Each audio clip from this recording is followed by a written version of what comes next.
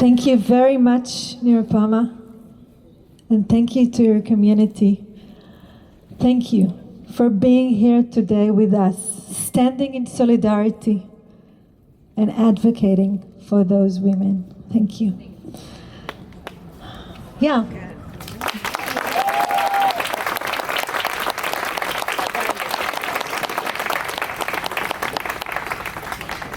Next, we have Sophia Salma Khalifa, an Arab Muslim who grew up in Israel.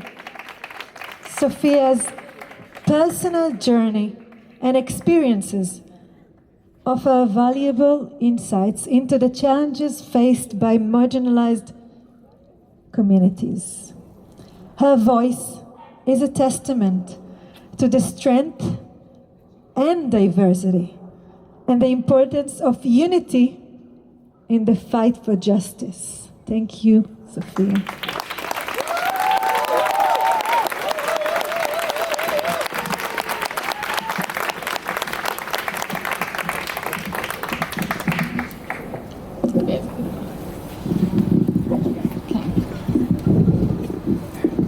Can you hear me? Yes.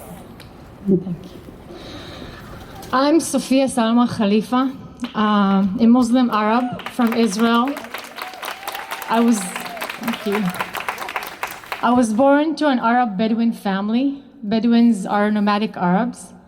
My father had 2 wives in parallel. My mother was the second wife, and she ran away from the village because she didn't want to raise her daughter in a village that has the practice of honor killing. And she also didn't want to live in the same house with the other wife.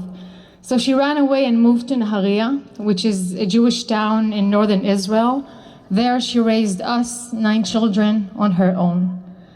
At the age of 14, I was discovered by a fashion photographer, and I became the first ever Israeli Bedouin fashion model.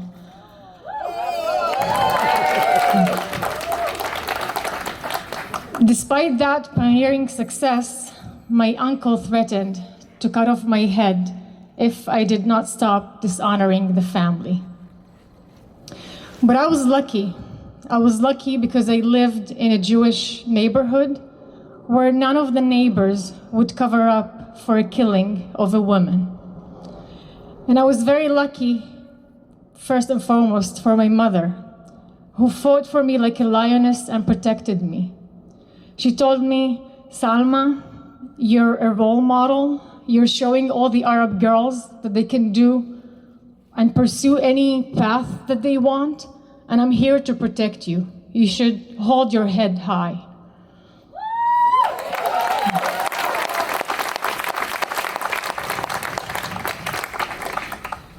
Her words meant a lot for me, not because she was my mother, but because I knew that she, as a woman, did not have those rights and protection. My mother was not allowed to go to school because her parents didn't believe that girls should have the right to get education. And she was also forced to get married. She didn't choose to marry my father.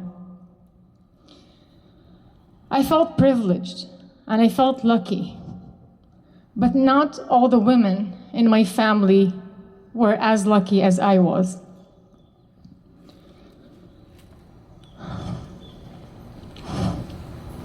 Eight years ago, my beautiful niece, Ranin Rahal, she was kidnapped and brutally murdered by her brother because he disagreed with the way that she lived her life.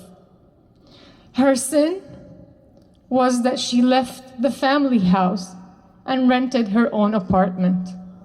That was enough to kill her.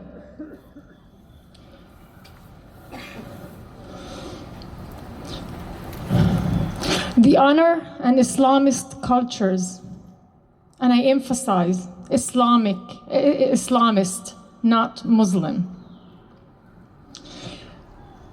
They see women as inferior. They're misogynistic. women don't have right, women don't have meaning. The Islamic regime of Iran that is practicing a perverse twist on the Islamic religion is injuring, mutilating, killing women for showing their hair.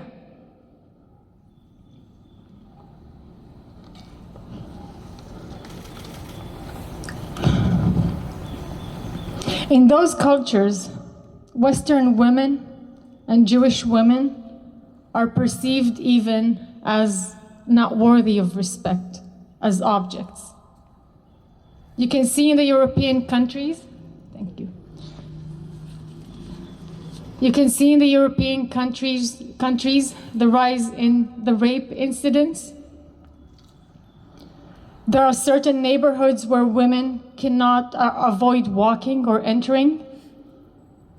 The freedom of women in Europe is taken away from them, not by the law, but by the reality on the ground. I myself experienced the objectification that Jewish women face, even though I'm a Muslim. And I'll give you that example. So I said I lived in a Jewish town, and I used to commute every day to the Arab village for school.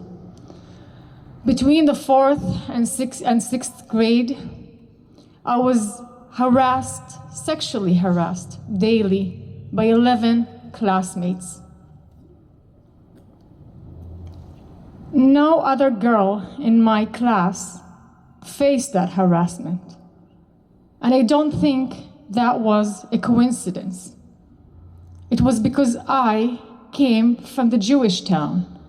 I was perceived as they are perceiving the Jewish girls, unworthy of respect.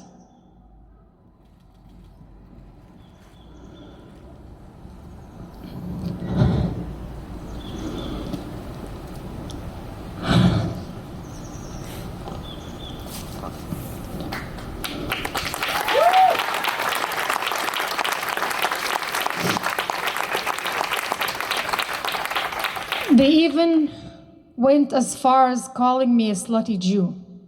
Despite being a practicing and observant Muslim, I was praying, I was fasting all the Ramadan, I was excelling in Islamic teaching, and I knew many parts of the Quran by heart. It didn't matter. A perception is a perception, and Jewish girls are objects. Gaza is ruled by Islamist and primitive regime. The law of the land in Gaza says that women do not have protection if they're perceived that if they're accused of having immoral character. And what does it take to have immoral character? It only takes your neighbor to come up with some story about you, and overnight you have immoral character. And you're the one who needs to prove otherwise. It's not them. We see women in Gaza who are suffering from subject to child marriage, to human trafficking, to honor killings, sometimes by the officials who are upholding the law and order.